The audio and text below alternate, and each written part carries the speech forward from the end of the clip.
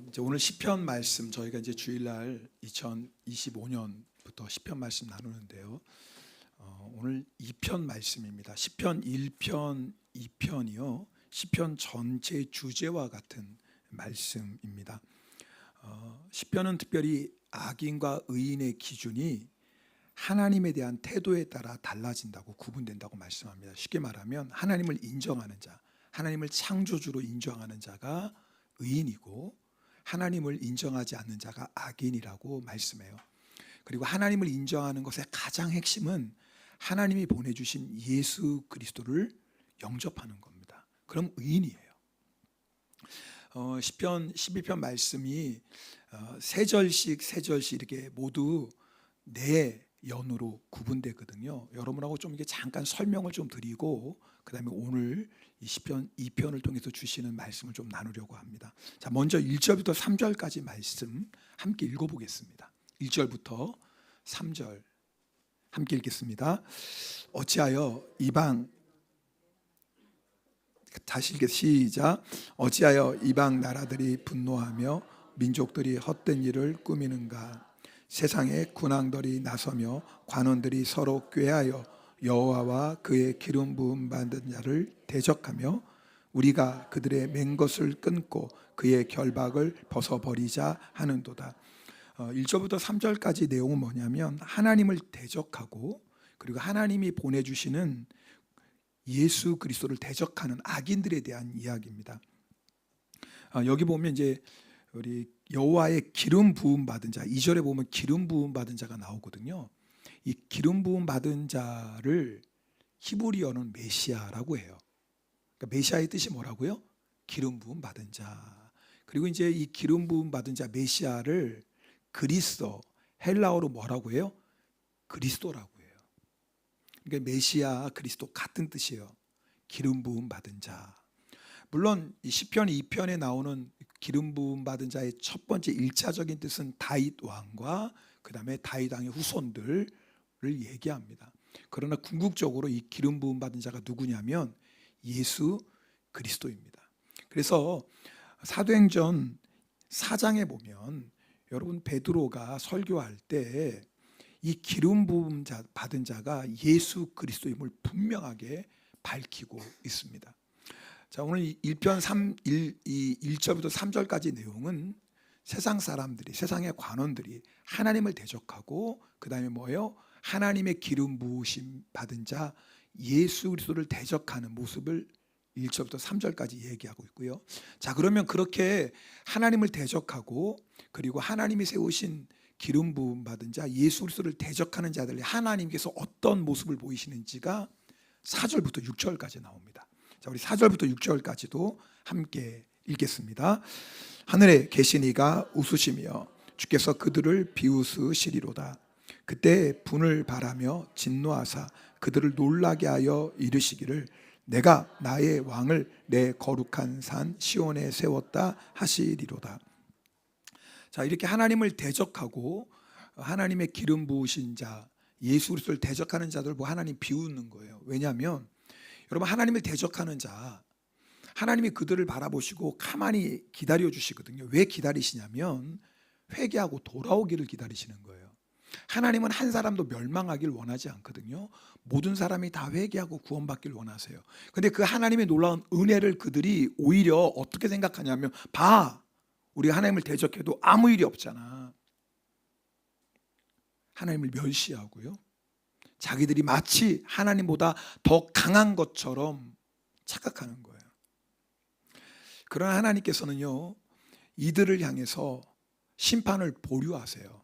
여러분, 마지막 이 세상의 심판의 날이 옵니다. 그때는 언제요? 예수님 다시 오시는 그날이 심판의 날인 거예요.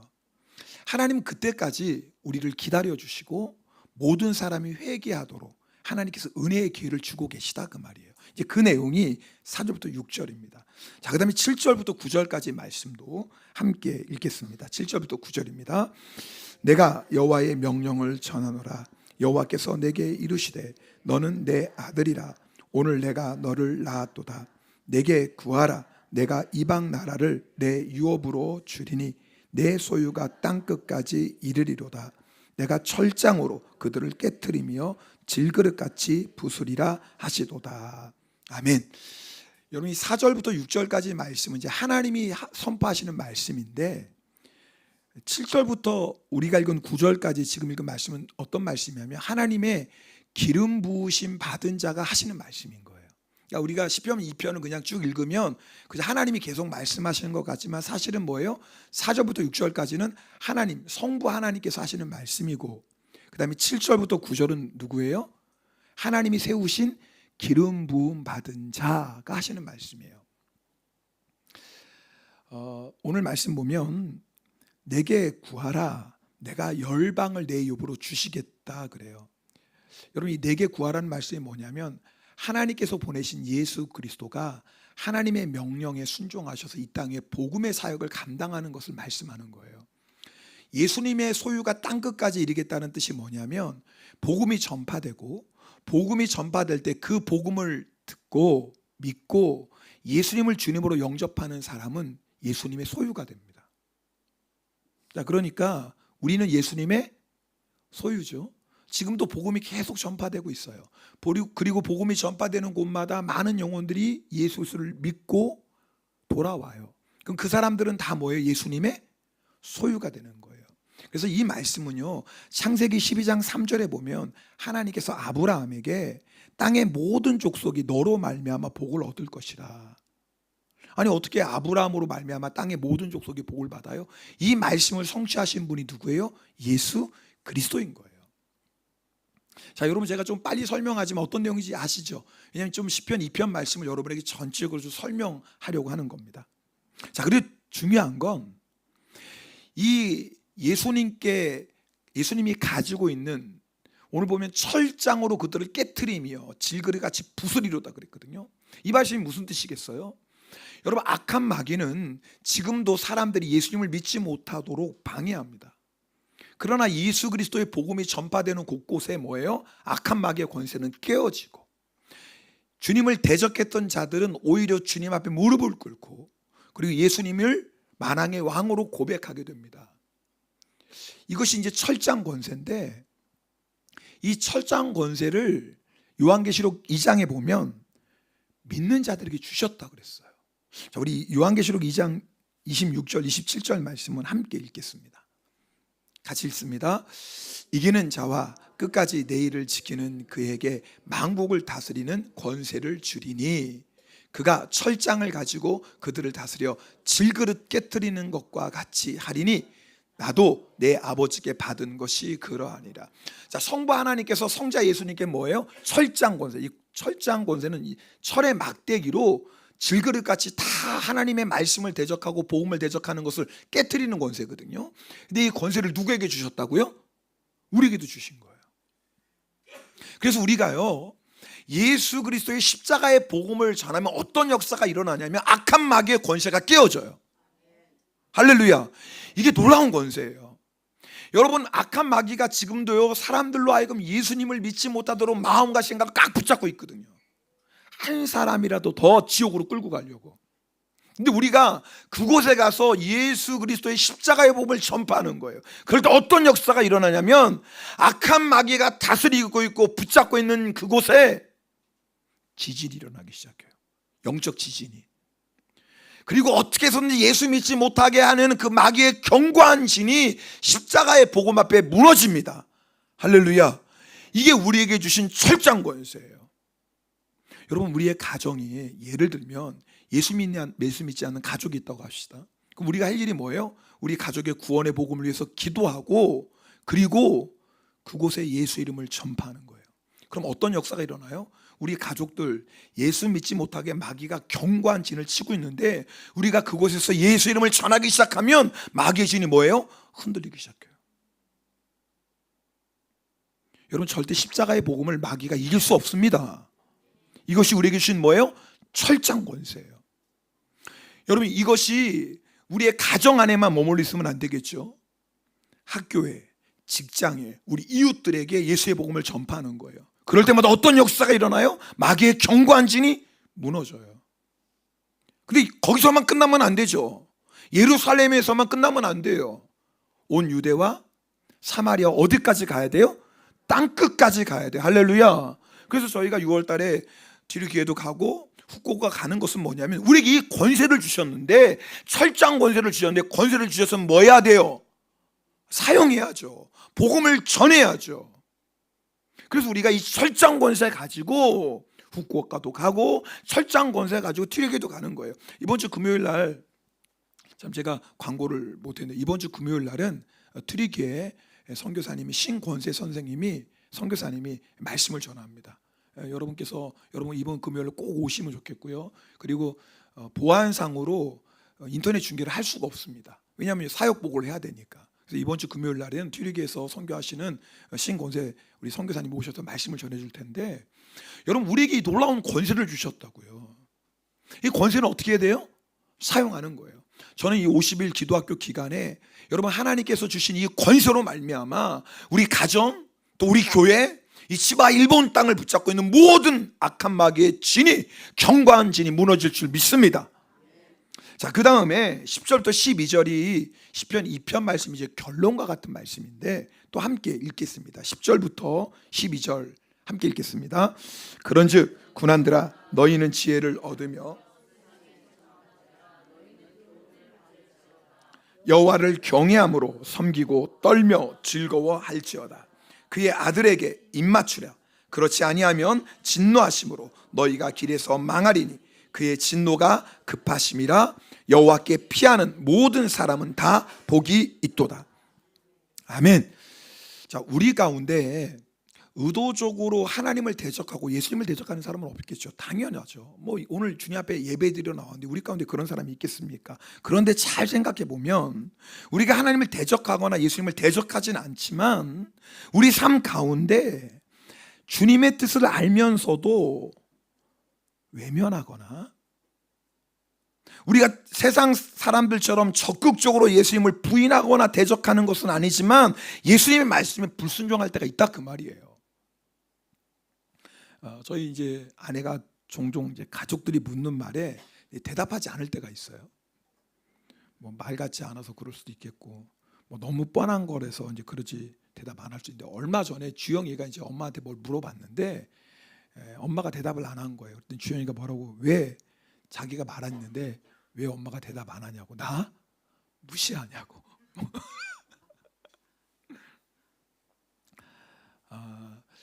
근데 저는 이제 사실 그것 때문에 이제 아내하고 많이 갈등할 때도 있었거든요. 근데 대답을 안 하니까. 근데 요즘은 아내가 대답을 안 하셔도 저는 아무 말 안 합니다. 왜냐하면 내가 모르는 깊은 뜻이 있으시겠지. 그래서 이제 그러고 또 하나는 50이 넘으니까 자꾸 아내 눈치를 봐요. 지금 이상해요. 지금부터 아내 마음에 합당한 자로 살아야지, 안 그러면 60, 70 가면 내가 어떻게 살까, 뭐 이런 마음이 들고요. 진짜입니다. 그 찬송가 가사가요, 종종 우리 아내하고 저 관계 사이도 그대로 적용이 되더라고요. 아내여 의지 없어서 손 들고 옵니다. 아내여 나를 박대하시면 나 어디 가리이까. 정말 그래요. 제가 여러분 우스갯소리로 얘기하는 게 아니라 잘 보세요. 우리가 사람 관계에 만약에 누가 내가 물었는데 말했는데 아무 대답 없으면 우리가 어떤 마음이 들어요? 무시당하는 마음이 들죠. 기분 나빠요. 여러분 심지어는요, 부모가 자녀의 말에 대답 안 해도 부모님인데도 자녀의 마음이 어떤 마음이냐면, 왜 부모님이 나를 무시할까, 이런 마음이 기분이 나쁘거든요. 근데 제가 이 말씀 드리는 이유를 여러분 잘 생각해 보세요. 마치 주님과 우리의 관계가 그럴 수 있다, 그 말이에요. 우리가 주님의 말씀에 외면할 때가 얼마나 많아요. 주님이 말씀하시는데 주님의 말씀이 내 마음하고 안 맞으면 무시하고 못 들은 척해요. 여러분 한번 생각해 보세요. 주님이 우리에게 사랑하라, 용서하라 얼마나 많이 말씀하세요. 주님께서 잠잠하라 얼마나 많이 말씀하세요. 주님이 하지 마라 얼마나 많이 말씀하세요. 근데 주님이 하지 말라고 해도 하고 싶으면 우리는 하고, 주님이 해라 말씀하셔도 하기 싫으면 안 해요. 주님이 너 가지 마 그렇게 말씀하셔도 가고 싶으면 가고, 너 가 그러면 가기 싫으면 안 가요. 여러분 한번 잘 생각해 보세요. 주님이 우리에게 무엇을 시키려고 할 때, 여러분 우리 쉽게 그냥 아멘 하나요? 아니면 주님이 우리에게 뭐 하나 시키려면 말씀하시고 또 말씀하시고 설득하고 설득하고 달래고 또 달래고 그러신가요? 생각해 보면 주님이 우리에게 뭐 하나 시키려고 해도요, 보통 어려운 게 아니에요. 주님의 그 말씀을 듣고 이렇게 말하는 사람들이 있을지 몰라요. 주님, 제가 한번 생각해 볼게요. 여러분 그런 적 없어요? 솔직히? 있어요. 주님이 감동을 주시는데 이게 분명히 주님의 말씀인 거 알면서도 뭐라고 얘기하냐면 주님, 생각해 볼게요. 그래서 이런 사람은 난 거예요. 어떤 사람은요, 아예 무시해요. 주님의 뜻인 줄 알면서도 내가 싫어, 내 마음이 안 맞아, 그러면 무시해요. 사실 시편 2편 말씀은요, 물론 예수 믿지 않는 주님을 대적하는 자들을 향한 말씀이기도 하지만 이 말씀을 한 번 더 생각해 보면 주님과의 우리의 관계가 어쩌면 이럴지도 모른다고요. 오늘 시편 2편을 통해서 정말 하나님을 나의 아버지로 믿고 정말 예수 그리스도를 나의 구세주로 믿는다면 우리가 반드시 취해야 될 세 가지의 태도를 우리에게 말씀해요. 오늘 여러분하고 그 말씀 잠깐 좀 짧지만 함께 나누려고요. 첫 번째는 뭐냐면 내가 정말 하나님을 나의 아버지로 믿고 예수 그리스도를 나의 구세주로 믿는다면 첫 번째, 지혜를 얻으며 교훈을 받으라. 10절의 말씀, 다른 말로 하면 주님의 말씀에 귀를 기울이는 거예요. 우리가 정말 예수 그리스도를 나의 구세주로 여러분을 믿고 고백한다면 우리가 주님을 향해 가져야 될 첫 번째 태도가 뭐냐면 주의 말씀에 귀를 기울이는 거예요. 그 말씀은 뭐예요?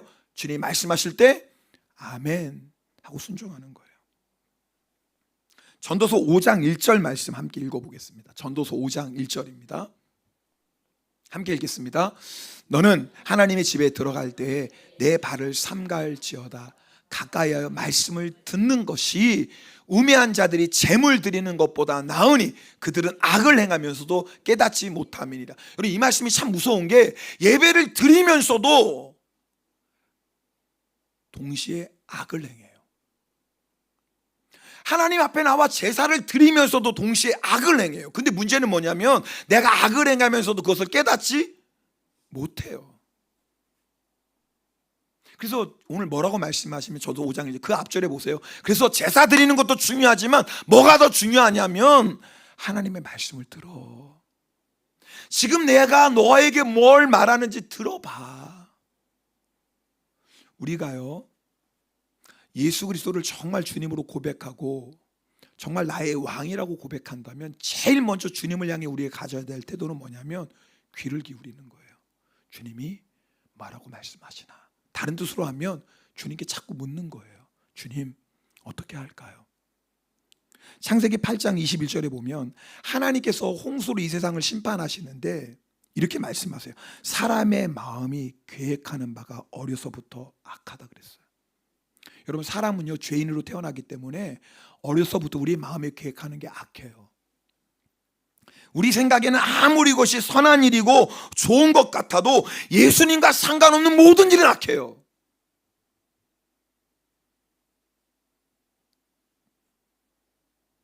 여러분 이 마음이 변하지 않으면 어떻게 악한 마음 가지고 있는 우리가 선한 말을 하고 선한 행동을 할 수 있겠어요? 마음이 바뀌어야 돼요. 마음이 바뀌는 방법은 딱 하나예요. 예수 그리스도가 우리의 마음을 다스리시는 거예요. 그래서 주님이 우리 마음의 왕으로 오셨어요. 여러분 우리가 할 일은 뭐냐면 내 악한 마음을 선한 마음으로 바꿔주시는 예수 그리스도, 그분께 자꾸 묻고 그분의 음성을 듣는 거예요. 이것이 예수 그리스도를 향한 우리 첫 번째 태도예요. 자, 두 번째는 뭐냐면 오늘 11절에 보면 여호와를 경외함으로 섬기고 떨며 즐거워할지어다. 다른 말로 한마디로 얘기하면 주님을 두려워함으로 예배하는 거예요. 여러분 오늘 이 11절 말씀 보면 좀 맞지 않는 말이 있어요. 떨며 즐거워할지어다 그랬어요. 떨다라는 건 두려움으로 떠는 거예요. 즐거워하다라는 것은요 원어를 보니까 기뻐 뛰노는 거예요. 두 가지 안 맞는 것 같아요. 무서워하는데 기뻐 뛰놀아요. 여러분 이게요 하나님을 경외함으로 예배하는 거예요. 우리가 두려워할 분이 누구예요? 마귀가 두려워요? 천만에요. 마귀가 왜 두려워요? 예수 그리스도 십자가로 밟으셨는데. 할렐루야. 가난, 질병 아니에요. 그것이 두려운 게 아니에요. 고난과 사망, 그게 두려운 게 아니에요. 우리가 정말 두려워야 될 분이 누구냐면 우리의 인생의 생사화복을 주관하시는 분, 우리의 이 세상의 삶뿐만 아니라 우리의 영원한 운명조차 주관하시는 하나님 한 분만을 두려워야 될 줄 믿습니다. 예배는 뭐냐면 하나님을 두려워하는 시간이에요. 오늘 이 자리가 우리가 왜 모였어요? 내 삶의 모든 것을 주관하시고 내 삶의 운명도 주관하시고 내 인생을 책임져 주신 하나님 앞에 두렵고 떨림으로 예배드리는 거예요. 근데 놀라운 건요, 우리가 두렵고 떨림으로 예배드리면 어떤 역사가 일어나냐면 하나님 한 분만을 두려워하고 그 두려움으로 예배할 때 놀라운 기쁨이 부어지기 시작해요. 이게 예배예요. 하나님을 두려워하는데 하나님을 두려워하는 그 심령 가운데 하나님이 주시는 기쁨이 넘쳐나요. 그래서 여러분, 예배 오기 전에는 여러 가지 걱정, 염려, 두려움이 있을 수 있는데 우리가 전심으로 하나님을 예배하다 보면 하나님께서 하늘의 문을 열어주시고 기쁨으로 충만히 채워주십니다. 할렐루야. 여러분, 그 기쁨 때문에 여러분 우리가 일주일을 승리하는 거거든요. 이것이 하나님을 향해 우리가 가진 두 번째 모습이에요. 두려움으로 예배하는 거예요. 세 번째는 입 맞추는 거예요. 오늘 12절에 보면 그의 아들에게 입 맞추라 그랬어요. 자, 주님을 향한 우리의 세 번째 태도는 뭐냐면 입 맞추는 거예요. 입 맞추는 건요, 절대적인 복종을 얘기합니다. 그렇죠. 예수님이 우리의 왕이시니까, 우리의 주님이시니까 예수님께 복종해야죠. 그런데 입 맞추면 또 한 가지 아주 중요한 뜻이 있어요. 누가복음 7장에 보면 예수님께서 한 바리새인의 집에 초청을 받으셨어요. 그때 죄를 지은 한 여자가 여러분 예수님이 계신 곳에 와서 예수님 발 곁에 서서 예수님을 눈물로 그 발을 적셔요. 유대인들은 비스듬히 누워서 식사를 했어요. 여러분, 저녁 식사 만찬입니다. 우리처럼 이렇게 앉아서 식사하는 게 아니라, 그럼 어떻게 하면 발을 닦겠어요, 그죠? 비스듬히 누워 있거든요. 그러니까 당연히 예수님 발 곁에 가서 눈물로 발을 적시고, 그 다음에 뭐예요?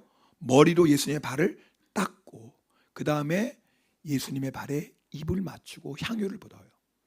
여러분, 예수님이 공생의 기간에 이렇게 두 여인이 예수님 발에 입 맞추고 향유를 붓는데, 요한복음 12장에 나오는 이야기는 나사로의 동생 마리아가 예수님의 장례를 준비해서 향유를 붓는 거예요. 근데 누가복음 7장은요, 그 나사로의 동생 마리아가 아니에요.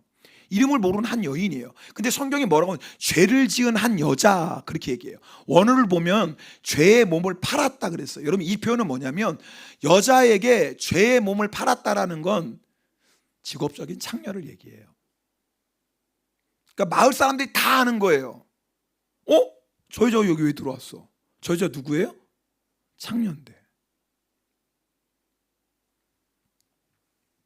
그런데 그 여자가 왜 들어왔어? 예수님 이렇게 말씀하세요. 사랑함이 많음이라.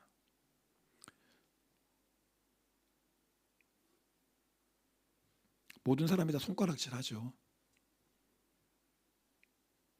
그런데 이 여인이 예수님의 말씀을 듣다가 나 같은 죄인도 회개하면 예수님이 용서해 주시고 구원해 주신다는 복음을 들어요. 여러분, 생각해 보세요. 나는 저주받았고 영원한 심판을 받을 수밖에 없다고 생각했는데 예수 그리스도께서 누구든지 회개하면, 예수님 별명이 뭐예요? 세리와 죄인의 친구예요. 누구든지 회개하면 용서해 주신다는 십자가의 복음을 들어요. 얼마나 감격했겠어요. 그 예수님의 사랑이 너무나 뜨거운 거예요. 그래서 그 사랑이 너무너무나 커서 예수님께 와서 눈물로 발을 적시고, 얼마나 많이 울었을까요? 눈물로 발을 적실 정도면. 머리를 풀고 예수님의 발을 닦아요. 여인이 그 당시에 머리를 풀 수 있는 건 딱 하나예요. 장례식이에요. 그때 외에는 머리를 풀지 않아요. 그만큼 간절한 마음으로, 그리고 예수님의 발에 입 맞추죠. 그리고 자신의 모든 것을 담은 향유를 부어요. 이유는 딱 하나예요. 예수님을 사랑했어요. 여러분, 오늘 우리가 정말 예수 그리스도를 나의 주님으로 영접하고 정말 예수 그리스도가 나의 구세주인 것을 믿는 사람이라면 우리가 주님께 해야 될 모습은 바로 입맞추는 거예요. 주의 말씀에 순종하며 동시에 주의 말씀에 순종하는 이유가 뭐예요? 사랑 때문이에요. 저희가 매월 첫째 주 성찬을 받습니다. 여러분, 성찬이 뭐예요? 나를 위해 주신 예수님의 몸과 피를 먹고 마시는 시간이잖아요. 예수님이 나를 어떻게 사랑하셨는지 여러분이 먹고 마시면서 경험하는 거예요. 여러분, 우리가 이 놀라운 십자가의 사랑을 받았다면 우리가 마땅히 해야 될 모습이 뭐예요? 주님께 입맞추는 거예요. 이 놀라운 십자가의 사랑 앞에 아멘 하고 주님께 순종하며 주님께 우리의 최고의 사랑을 드리는 거예요. 오늘 시편 2편 12절 마지막 절이 뭐냐면 주께 피하는 자는 복이 있다 그랬어요. 예배 시간이 뭐냐면 주님께 피하는 시간이에요. 여러분, 세상에서 우리가 어떤 일을 만나고 우리 안에 어떤 두려움이 있고 우리 인생이 어떻게 실패했어도요, 하나님께 피하면 하나님께서 그 날개 아래 우리를 품어주십니다. 그리고 그곳에서 치료받고 회복돼요. 여러분, 우리가 어떤 추하고 더러운 모습이 있다 할지라도 정말 그리스도 예수 십자가의 보혈을 의지하여 주님 앞에 나아가면 예수의 피가 우리를 덮어주세요. 우리의 모든 죄를 정결하게 씻어주세요. 여러분, 이 십자가의 은혜와 사랑을 믿는 자가 주님 앞에 할 것은 뭐예요? 입맞춤이에요. 주님 앞에 온전한 순종과 사랑을 드리는 거예요. 오늘 성찬을 통해서 여러분, 우리가 예수님께 입맞추면 좋겠어요. 주님, 내가 주님만을 사랑합니다. 주님, 내가 생명 다해 주님을 사랑하겠습니다. 오늘 성찬을 통해서 여러분 이게 고백하시고 오늘 성찬을 통해서 예수 그리스도께서 우리를 온전히 다스리시는 여러분 그 은혜의 시간 되기를 축복합니다. 우리 예수 우리 왕이여 찬송하고 함께 성찬 받는 시간 갖도록 하겠습니다.